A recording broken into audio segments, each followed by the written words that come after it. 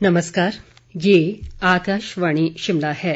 अब आप पूनम शर्मा से प्रादेशिक समाचार सुनिए।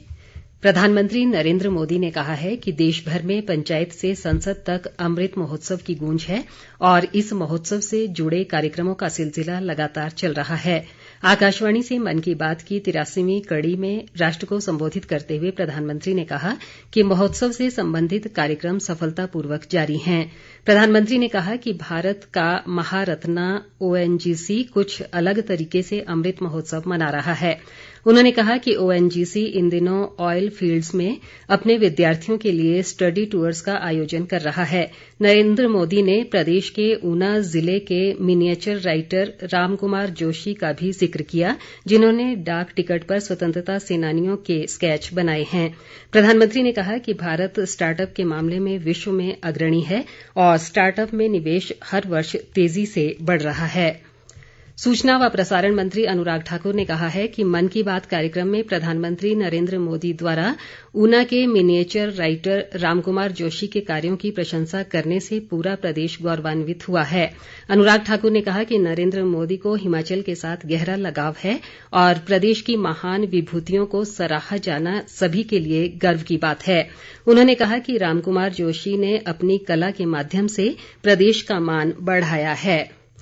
राज्यपाल राजेंद्र विश्वनाथ आर्लेकर ने कहा है कि स्वस्थ रहने के लिए जीवन शैली में बदलाव आवश्यक है और अनेक बीमारियों से सही जीवन शैली व खानपान के जरिए ही बचा जा सकता है। ऊना में आज आरोग्य भारती संस्था के अधिवेशन में अपने संबोधन में उन्होंने प्रदेश में पाए जाने वाले औषधीय पौधों का दस्तावेजीकरण करने पर बल दिया ताकि लोगों को इनके उपयोग के बारे में जानकारी मिल सके। राज्यपाल ने कहा कि बच्चों के ज्ञानवर्धन के लिए स्कूलों में भी औषधीय पौधों की वाटिकाओं का निर्माण होना चाहिए ताकि आने वाली पीढ़ी को भी इनसे अवगत कराया जा सके।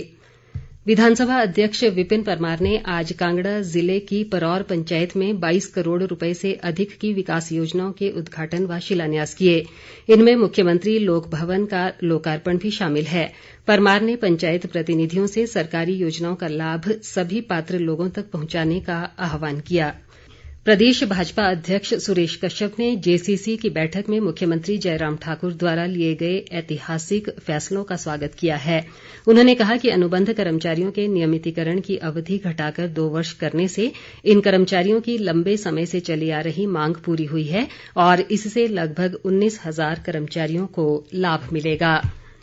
केंद्रीय सड़क परिवहन व राजमार्ग और नागरिक उड्डयन राज्य मंत्री जनरल वीके सिंह ने सड़क परियोजनाओं का निर्माण कार्य तय समय के भीतर पूरा करने को कहा है।